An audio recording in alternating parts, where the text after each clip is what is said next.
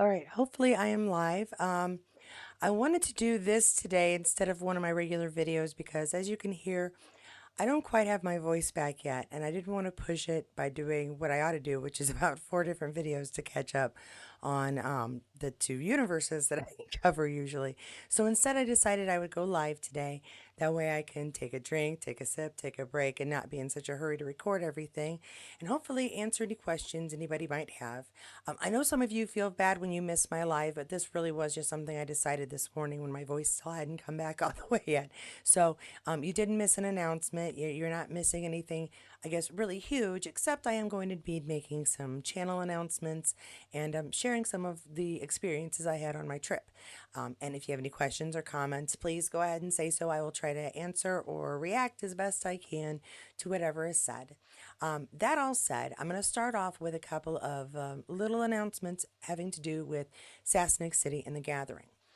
First of all, I'm all paid up. My ticket is paid for the actual entrance fee. I finished the payment plan, which, again, what a good idea for someone to have because some of these prices for these conventions are quite huge. And to have to shell it all out at once, it can be troublesome, even if you are well to do. If you're budgeting and trying to stay on track, having to shell out $1,000 all in one shot, kind of tough. So I finished the payment plans, and again, thank you so much, Sassinak City, for giving that option because it was a little handier with all the different conventions I'm doing this year to make those payments rather than one big bulk payment.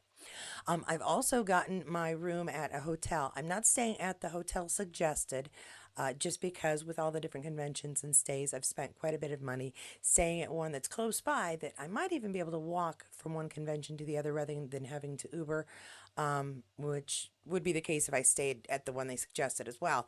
Uh, Saving a little bit of money means that I can hopefully go to even more conventions, or at least start saving for that car because I know exactly which one I want, and it'd be nice if I had some money in the kitty to get it. Okay, so I've got it paid for. Oh, and I was brainstorming a thought because I know some of my viewers are going to be going to Sassinak City, and it'd be really cool if I could give something to you guys who are going to be there, who have been faithful viewers, know who I am. But I can't really decide what to do. There's always the obvious a t-shirt, but then we're all different sizes, and I want to be able to order them all at once and getting five different sizes for five different people, quite frankly, again, it will cost a little more than being able to just buy five that are the same. So, um, if everybody's around the same size and we can agree on something, I can go with that. My other thought was like a hat, but not everybody our age wears hats so much, especially baseball caps, which leaves me with like a towel or something. I'm taking suggestions, is basically what I'm saying. If you were going to get a free gift from me, what form would you like it to be? A t shirt, a hat, pair of socks, a handkerchief, what? Give me some ideas. And I'm thinking of bringing something special to the viewers who are going to Sassinak City, maybe even a pen. I'm not sure. At any rate, give me some thoughts and I will see what I can come up with. And I think that's all I have as far as Sassinak City goes. I will also say that while I was at my convention, I managed to pick up a special bottle of something. Well, I should say I ordered it. I didn't want to bring it home because airplanes, luggage thrown to drink whatever I get. So I'm expecting a special bottle of something that I got at the Star Trek convention to arrive here, at which time I will do a chat about a Star Trek show. Now, I know that sounds silly, like, you can just go watch Star Trek whenever you want. Heck, you've probably seen some of your own, and so, why do you want to talk about it? Well, I'm going to talk about one that was fairly pardon me, controversial, and that is Star Trek Discovery. It was controversial for a lot of people right at the beginning, though I doubt for the reason that really bothered them. However, I will state the reasons that were told. The Klingon makeup is very different in Discovery than it is on any other intonation or version of Star Trek. We went through the no forehead bumpies during the original series, when of course makeup couldn't do that without it being super expensive. And Gene Roddenberry, being a bright fella, wanted to keep costs down for his entertainment so we could get as many shows as possible. Uh, when the movies came out, we got our bumpy ridges. And when the next generation came out, Worf's on the bridge with his bumpy ridges every episode. And Deep Space Nine was nice enough to explain why there was a difference. Enterprise went there as well. It was good stuff. Or, well, no, Deep Space Nine didn't really explain it. Enterprise did, but Deep Space Nine focused on it for a second. At any rate, um, so I'm going to be talking about Discovery because, one, nobody liked the Cleons. Two, people didn't like the fact there was a Cleon War when, as far as all history had said, they never talked about a Cleon War. People forget there are these huge gaps in Star Trek mythology, which means you can, you know, put wars in places and make things a little more interesting in areas that haven't been discussed or explored before. So I'm going to talk about Discovery, how we got Strange New Worlds from it, possibly why that I think that will help us with the legacy show we're trying to get, and stuff like that. So I'm going to do that while we have a little drink, discuss the plot lines, the stories, the characters, why I think it's probably one of the best Star Trek stories overall that has come out. And I know people will argue with me about that, but I really think it was fantastic and imaginative. So I will be chatting about that while drinking a special Star Trek themed drink that I got from the Star Trek convention. If you would like to guess what that drink is, please do so below. I will let you know if you're right because there are there are several choices, and there were a lot of choices there too. We had pretty much anything that you could think of off the top of your head was sitting there. It was very cool. Now, I think that is everything I have to say about what is coming in the future. So if you came for updates about what I'll be doing next, you can go now. That way I am not wasting your time. I didn't want to waste everybody's time waiting for announcements at the very end if you have no interest in what happened to me on my little trip. Yeah, so I think we are up to many, many autographs. Shockingly, I keep them in a purple folder. I like to carry. Here's a tip for you if you go to conventions and you like to gather up autographs. One, I always choose to get 8x10 autographs because they are the easiest for me to pack in my luggage. I know a lot of people will bring posters, which is a really clever idea, but I don't have enough tubes that would fit in my suitcase to pack every poster I'd want to bring for every show, especially the Star Trek Las Vegas and, well, the Star Trek conventions themselves, because we get, so many actors from so many different shows. I would need a million posters. It would be ridiculous. So I stick with 8x10s, which, you usually see on my wall behind me. Uh, and so those are the easiest for me to pack. So those are what I get. I bring a folder because I keep everything in a bag, but things get bent very easily. And they will sell these photo keepers for between $5 and $15, depending on your convention, depending on the quality of them, that are supposed to help to keep them from bending while you're carrying them around. I find a folder works just fine. 25 cents at Walmart during school days, while they're selling all their school supplies. It's fantastic. So, I will show you first the little magazine that everybody who goes gets, which has usually used to have all the details and the schedules of everything that was going to happen. This year it's more stories of people who are influenced or doing part of Star Trek. It's advertising things that happen at the convention, places to look at, get souvenirs. They'll advertise games, pops, any kind of collectibles you can order online. I'm thinking podcasts, YouTube channels, not mine because I'm tiny and I'm not as cool as all these people. But it's a pretty cool collector's item. Lots of stuff to read and learn about past conventions, about the people who are a part of it. Here's the people I ordered my drink from, so feel free to take a quick look if you are hoping to guess which one I ordered for my discussion later this month. But it's very, very cool. We've got most of the stars. I think it might actually have all the stars, at least the major ones that were there. So yeah, a very cool little collector's item, again, that used to have the schedule inside. Instead, for the first time this year that I'm aware of, we exclusively had an app to use. The bad thing about that is the app was not performing as it should. We couldn't find the schedules. When we could find the schedules, they were not conveniently ordered. It used to be that we would get this table basically of here are your autographs, and then you could look at the times, time, and here are what's going on in this room. Here's what's going on in this room because there are several rooms. We had the Leonard Nimoy room. We had the Montgomery. No, not Montgomery Scott. The McCoy room. They separated all in different ways, and then there's the Trexperts room, and yeah, the vendors room is actually called the Gene and Major Roddenberry uh, vendors room. Sorry, vendor floor. So everything is Star Trek themed. Everything is Star Trek named in some way or other. And the schedule was just annoying and not helpful. I hope they get it figured out next year or they print one to go with the schedule. I know they do that so that they can update the schedule as people cancel because some stars couldn't come. Paul Wesley, who was our new James Kirk, was Stefan in Vampire Diaries. He canceled at the last minute, and there was somebody else. Oh, and Ed Spaliers. I was really upset about that. Ed Spaliers didn't come. The reason I was really upset about that is because I had a gift bag for him, and now that I think about it, I think I left it in Vegas. But it had Brick Gold Press Platinum, a couple of our stickers, a wristband, and I believe a fan made poster from one of our fans. And he wasn't there, so he didn't get his little gift. And I don't know, maybe he'll show up at the gathering and I'll be the one person bringing him a Star Trek present because got to do something for Ed, right? Anyway, all the other people that we expect to be on Star Trek Legacy got a gift, and he was the only one who didn't. I feel kind of bad about that now that I remember that I forgot to bring it. So, anyway, as I made my way around our vendor's room, and I really didn't have to go that far because our table was right across from Michael Dorn, who played Worf in The Next Generation, Marina Sirtis, who played Diana, and then Frakes was right next to them, which of course is Riker. Then, of course, I shouldn't say of course. And then in my field of view was Terry Matalas, who was the writer of this last season of Picard and has worked on so many Star Trek shows, it's ridiculous.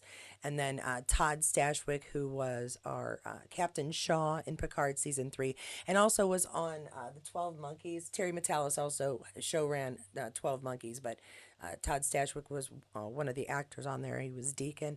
So it was very exciting. And not only that, but I got a lot of 12 Monkeys people just sort of came and they had a little 12 Monkeys reunion. So I got a bunch of autographs from them too. But starting with my Star Trek folks, from Strange New Worlds, he only lasted one season. This is Hemmer, played by Bruceson. I keep forgetting his last name. But he was really nice, really sweet. He was right next to Michelle Hurd, who I kept missing. And I really wanted to get her autograph because she, again, is one of the people that we expect to be on Star Trek Legacy. And she was so fantastic. She played a lot with this fella. Michael Dorn, as I said, was right across. This one is for my mother in law, though, because I asked her who she wanted. She wanted Will Wheaton. Will Wheaton didn't come to this convention, so at the last minute I said, "What do you want?" Because he's not here. And she said, "Oh, get me Worf." And Worf was right across from me. So that was a simple one, an easy one for me to get for her. And got to do right by your mother-in-law, you know? That's just how it works because you want to keep the mother-in-law happy. Saying that knowing now that I am a mother-in-law to two people, soon to be three. Trying to find, okay, now here was one that everybody's excited always to meet, Doug Jones. Doug Jones has been in Buffy the Vampire Slayers, where I saw him the first time. I was like, oh my gosh, he's going to be in a Star Trek. But he plays Saru. He's very heavily made up, so you won't be able to recognize his face. But he's a very kind man, and he is known for giving hugs to those who come and get his autograph. And so I got a Doug Jones hug, and he is very tall, very slender, but he surrounds you with a hug, and it is just a fantastic feeling. Um, yeah, that's all I can really say. He was very nice, very kind, very sweet. And when I told him that I uh, remember seeing him for the first time in Buffy, he did the gentleman smile and kind of the creepy look, which, if you are familiar with Buffy, the episode is Hush. And there, it's an nearly entirely silent episode, very creepy, and very worth noting. I think it got some nominations, if not an award or two, but it was recognized as an incredibly inventive episode of Buffy the Vampire Slayer, and he was a part of that. At any rate, so cool to have met him. Now, here's a good one I've got too. This actress we also expect to be in Star Trek Legacy as one of the crew members who fly the ship. And she is the pilot. I love getting the pilots. I have nearly all of them. The only one I don't have is a character called Detmer from Discovery, and I hope to get her soon. I did not see her. She was not within my eye range, and I was very busy this time, so kind of had to go with who I had. But this actress is Ashley Sharp Chestnut, and she played one of Geordie LaForge's daughters. And instead of growing up to be an engineer like her father, Geordie LaForge, she grew up to be a pilot. Now, the actor Burton, who has has an actual daughter who played his daughter as well on Picard. She was an engineer. We hope that she will come back too as well because she was.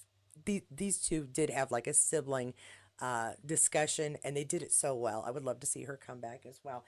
The funny thing about the picture with Ashley is that she saw us again from across the room doing our legacy signups, trying to get people interested in legacy.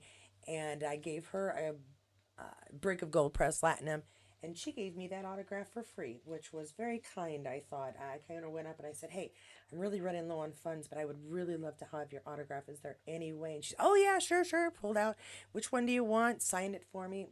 So nice, so cool.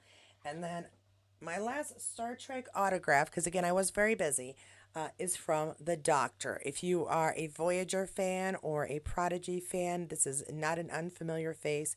Robert Picardo, super nice. He even let us take a picture of him holding a little Prodigy poster with a QR code to help spread the word for people who want to get Prodigy's third season on Netflix or whoever wants to get it next, but we hope Netflix. But he was super nice and signed this for me.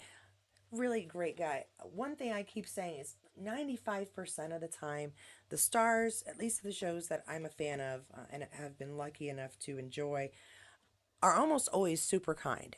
They will, if they have enough time, chat with you about projects coming up, chat with you about what you liked about their characters, or anything they have in common as well. I had this fantastic chat with Felicia Day uh, at the previous convention I went to when I told her how much I loved her on, she was my favorite Slayerette, again on Buffy.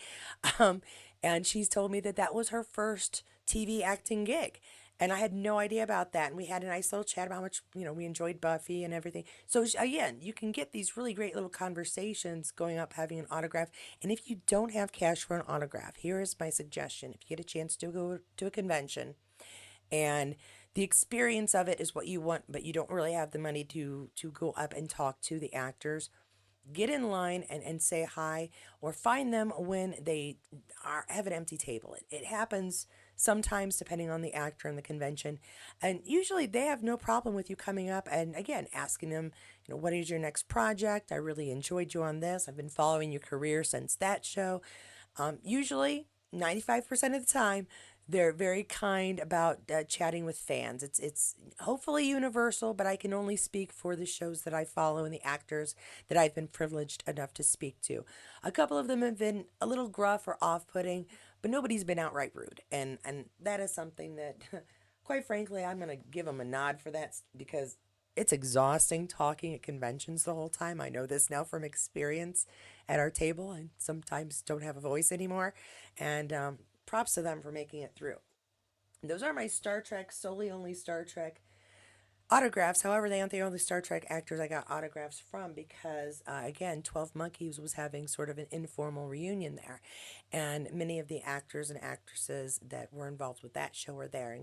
And as well as I said before, the show writer, the showrunner, Terry Metalis. Now, I already have Terry's autograph from another convention last fall. Last fall, yes. And then I already had Todd's from the same convention. So I already had Deacon and the showrunner. What I needed were the core Splinter group. And lucky enough for me, they were the ones who were at the convention. So let me see. I think I misplaced Emily somewhere here. But so this is Kirk Acevedo, and I have adored him from afar since Oz. He was super nice, and his voice sounds like that in real life. Sounds like this in real life all the time. But he was really kind. He said that he's got a project they're working on, so I'm looking forward to see him on new stuff. You may also know him from the Thin Red Line, from Band of Brothers. He's played a lot of character parts in shows over the years as well. The most recently, I saw him in an episode of Cold Case, which was a series from ages ago. Really good cast, really great stories, and he played a wrongfully imprisoned youth who had grown up in prison, basically, and he had a genius IQ, and from prison, he helped to solve the murder that he was falsely accused of. He didn't go out and like figure out who it was, but he was in the scenes and giving testimony as to what really happened. And like a few episodes later, I want to say 5, but maybe even up to the beginning of the next season, there's a character with his last name, and I was like, oh, that's cool. They've named somebody with Acevedo, so thought that was pretty neat. Then we have Amanda Scholl, and she played Cassidy Rayleigh in 12 Monkeys. Again, very nice. She has no projects coming up that she could share with me. She said nothing she's allowed to talk about. And that does happen a lot in the industry because if something isn't being promoted yet, it may not even be completely released, hasn't been made. They can't really talk about it, get people's hopes up. That's what people like me are supposed to do. Go dig in and find the rumors. She's not supposed to say anything. So I wasn't going to pressure her. She, again, very nice, super sweet, really enjoyed chatting with her. I embarrassed myself slightly when I got Aaron Stanford because I forgot that he played, now the name's going to escape me. He was in the third X-Men and he played the fireball thrower. I want to say Inferno, and that's not right. I'm sure somebody will correct me in the comments later when this is watched. Um, they had a picture of him, and I'm like, I recognize it. I mean, it's in my brain. I can see what it is, but I could not recall who he was. And he was very nice and told me, I was like, oh, I'm so sorry. Yes, of course. Again, super nice guy. Have a chat with him. While we were waiting in line, because I did have Amanda and Aaron and Kirk all right next to each other. So when one's signing, they're also waiting for the next person. So somebody's always empty for a chat, which was fantastic because I had stuff to say.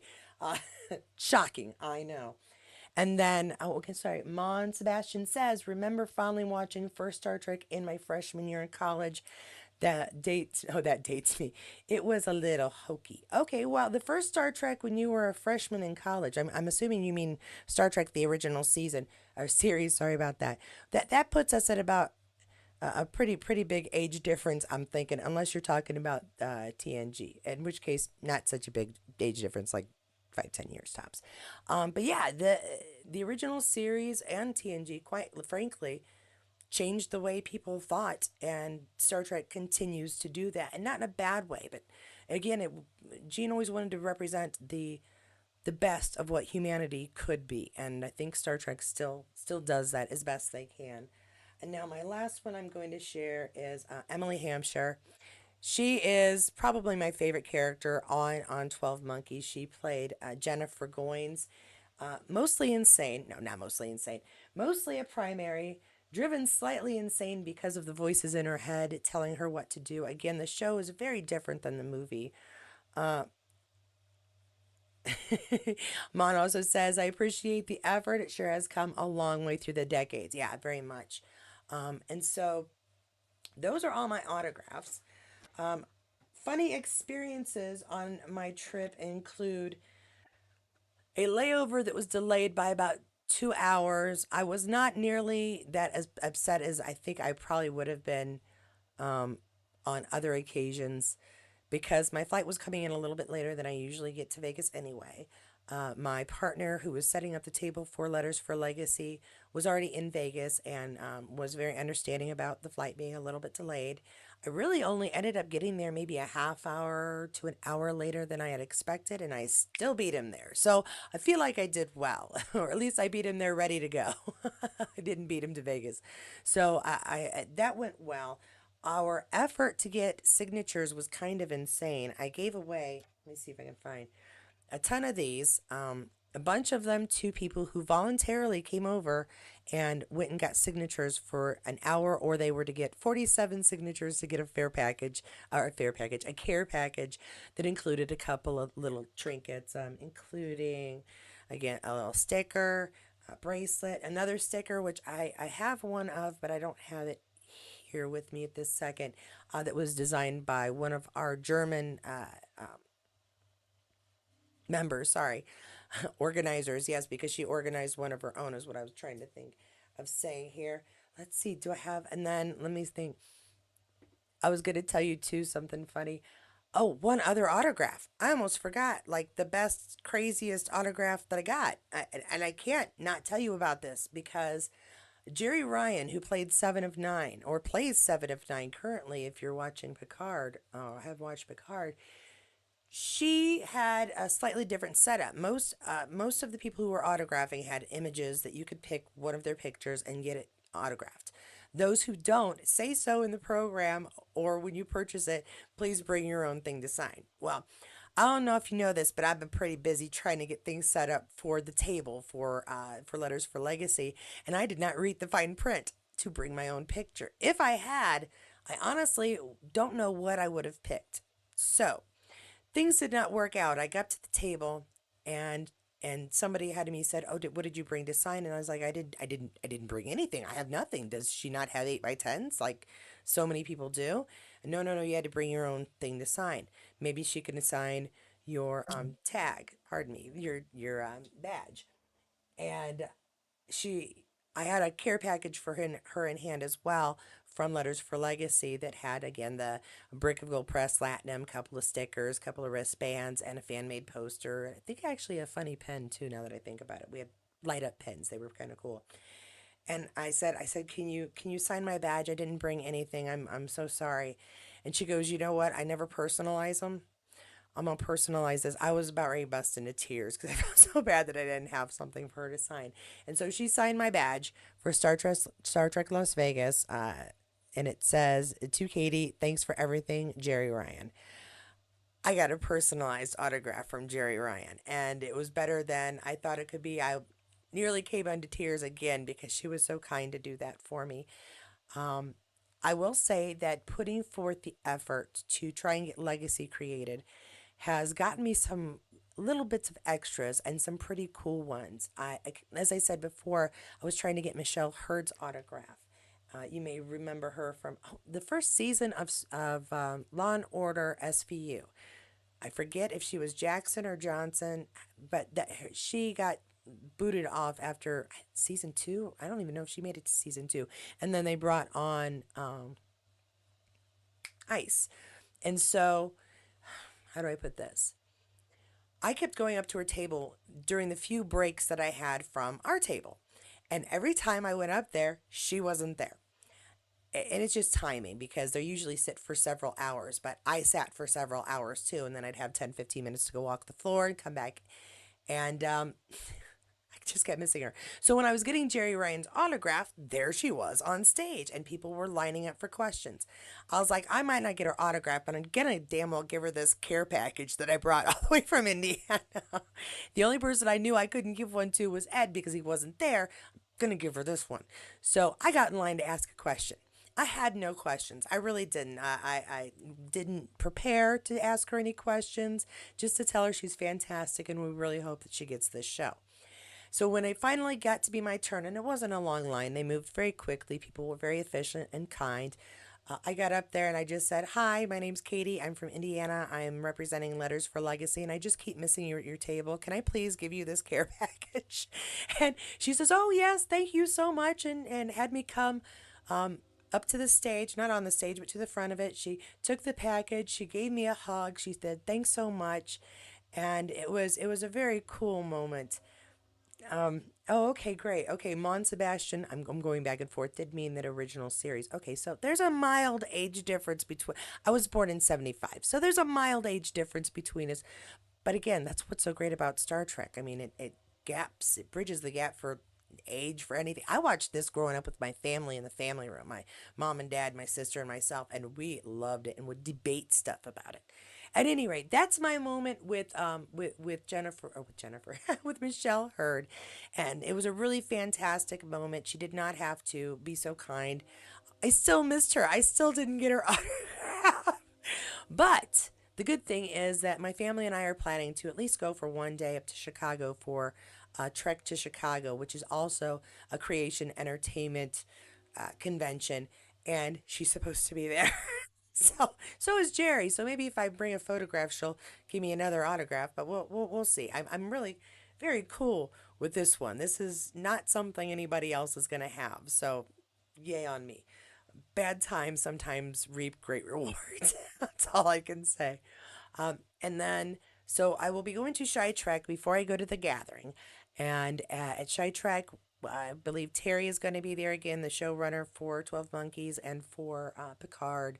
Uh, see, there's quite a list of people who are going to go. The people we are very much looking forward to seeing are the voices of Mariner, who's Tawny Newsome, and then forgive me, I don't recall all of the names, but for Samantha Rutherford, and for Captain Freeman. They're all going to be there. My daughter is thoroughly excited to meet them. She loves the lower decks. And so, yeah, that's our big plan now. And I think that's all of the crazy stuff. Oh, no, I have one more crazy thing. All right. I am a forgetful person on many levels, which is why I do things the way I do them here and why I do certain things the way I do in life. For instance, if I ever make a purchase with my debit card, I immediately put it back in my wallet every time. If it hands back to me, it goes straight into my wallet, not my pocket. I don't drop it in my purse or any crazy thing like that. Somehow, during the few purchases that I made while in Vegas that would involve my debit card being pulled out of my wallet, I left it somewhere. Not really sure where. Pretty sure it wasn't the ATM when I pulled out money to get the autographs. Do think it might be that last night I decided to go down to the Masquerade bar and get myself a Warp Core Breach. Very tasty, by the way. It doesn't seem super alcoholic, but which is good for me because I'm a lightweight, but it was very tasty. And I think I left it in the little cluesy thing after I signed for it being paid for. It's the only place I can think of that I lost it. At any rate, I lost my debit card. The good thing is, just before I went to my vacation, um, Jerry Ryan is the best. Um, just before I went on my vacation, I went to my bank to one, tell them I was going to be out of town. It's always a good idea to let your bank know that you're going to be out of town so that when they see a charge across the country, they know it's not that it's you and not some crazy thing happening. But also because I needed to update and get my app set up properly so that I could see my charges as they come. I like to monitor that kind of a thing. And when I realized my card was gone, it was as I was in the taxi, had to do the airport. I was in no place to like go retrace my steps and find my card, or I just would have done that. Instead, I realized that since I didn't get Michelle's autograph, I had an extra couple of dollars in my wallet, so I had enough money to pay the taxi cab because it's a really good thing. I never carry cash. Like in my reality, if I have a quarter on me, it's a shock. But I had the money to say to change. I had the money to pay the taxi cab driver, so I was like, "Go ahead and go. I don't know what happened to my card, but at least I can pay you. We'll be good." And checked my app. No weird charges. Nothing weird had come through or was pending. Last thing that was charged was my drink for the Warp Core that I could tell. So I quickly called while in the cab, canceled my card. Told them I would just get a new one at the bank because it takes 7 days for them to send you a new one. Psh, I'm gonna need my car before then, so I'm gonna get a new one. I went yesterday and the machine was down, so I'm gonna go back and hopefully get one today. If not, I gotta go one town over to go get one. Either way, I can get it faster than I can waiting for it in the mail. And that is my weird adventure of strange things that happen in Vegas. Everything else was very normal. I'll have tons of pictures to share with you guys later. In the next week or two, I'll put out a video with a compilation of a couple of videos that I made while there. Loads of pictures, got some great cosplay images, everything from the original series. I don't know if I took too many from, yeah, right up to Strange New Worlds. Not sure if I got any from Discovery or like all of them, but like a great Kira, fantastic Nurse Chapel from Strange New Worlds. Not our classic original series, but we do get a lot of original series Uhuras. There's like some great Uhura cosplays out there. And I was trying to take pictures of whatever I could, when I could, while I was at my table, while I was walking back and forth. Whew, it was a busy time. I even have a video. Shh, I shouldn't have this video. I got a video that I took early in the vendor's room. Now, you're strictly speaking not supposed to record or take pictures in the vending room that could possibly have any actors in it, which is why I took it as soon as I got there at 9. Most of the actors don't show up until 10, sometimes 11 o'clock because, well, why would you get. They're always jet lagged. I let them sleep in, no worries. And so I went around early thinking, all right, I'll be able to catch the vendor's room and show it to you guys in a later video before anybody's here. I was wrong. There were quite a few actors who were there first thing in the morning. And right at the end of the video, which I may or may not cut out, is one of the people working the convention going, "You're not allowed to record in here. Turn that off." So I did immediately because my intention wasn't to get the actors. It was to show you the vendor room, the things that are sold there. Some of them are unique items. Some of them are things you can get on Amazon any day of the week. I suggest ordering it I suggest ordering it on Amazon, whatever it is, if you can get it because it's going to be cheaper than at the convention. There's always markups. But getting something at the convention is a souvenir, so don't skip getting anything at the convention. That is, however, why I generally stick to autographs. Just for that reason. I also got my daughter a little pair of gummy bear earrings from the vendor that was sitting right next to us. If you see this, guys, you were so nice to us, so kind, and it was very nice chatting with you on and off.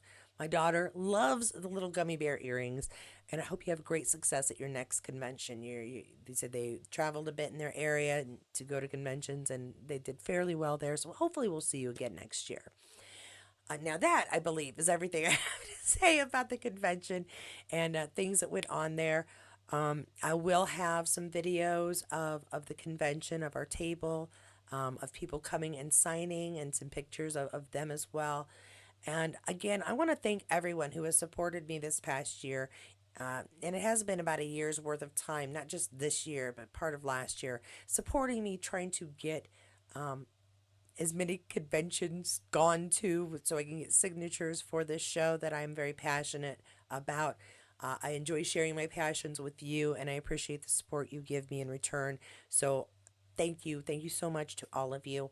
I can't do a scroll here for my patrons and my members, but I do want to thank you guys especially because there have been a couple of hiccups in this past 12 months, and that bit that I get from you really does help me out on the emergencies and on the little things. Oh, that was something too.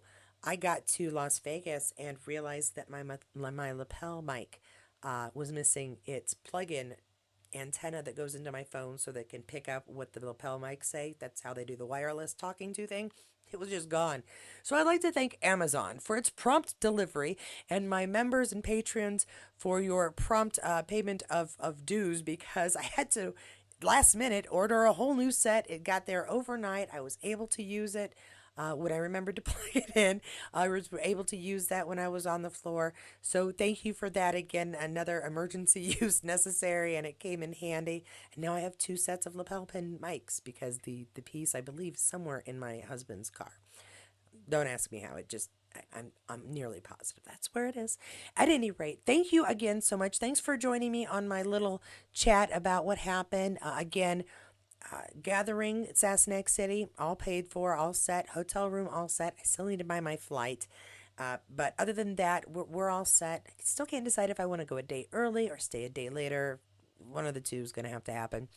A minor announcement, I finally have new lighting in here, which I will be adjusting and getting right. But yay, new lighting so that it's not quite as glary on my glasses. It's a little bit, but not nearly as much as it had been.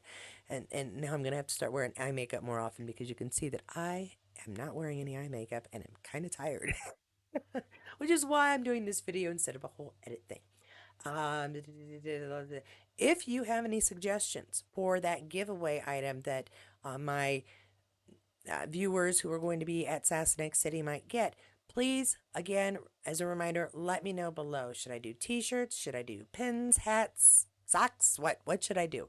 Something that I can get to share with the few people that I know are going to be there that watch this channel regularly. I'd love to be able to give them a little something while I'm there and to thank them for their support and, because I'm just that kind of person, I guess. I like giving away stuff.